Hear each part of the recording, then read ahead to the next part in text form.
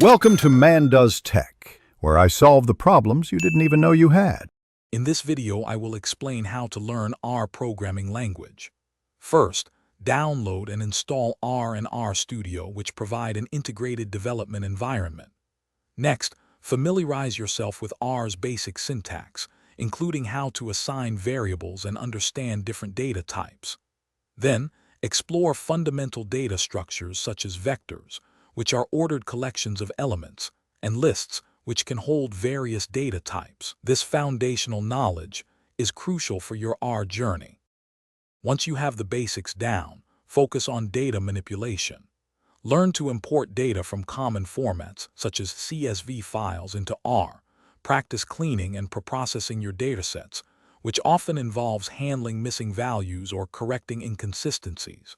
Then, master data transformation techniques, like filtering rows based on conditions or summarizing data to extract key insights.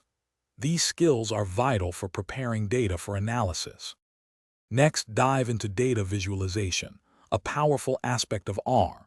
The ggplot2 package is a must-learn for creating stunning graphics.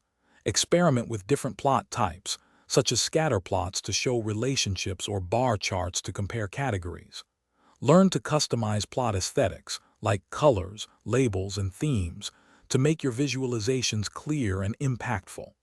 Effective visualization helps communicate your data stories. Finally, explore more advanced topics and solidify your learning through practice. Begin to understand statistical analysis concepts and basic machine learning algorithms implemented in R. Consider developing your own R functions to automate tasks or even contribute to packages. Most importantly, apply your knowledge to real-world projects, which is the best way to deepen your understanding and build a strong portfolio. Consistent practice is key. Thanks for watching. If you found this helpful, don't forget to like and subscribe.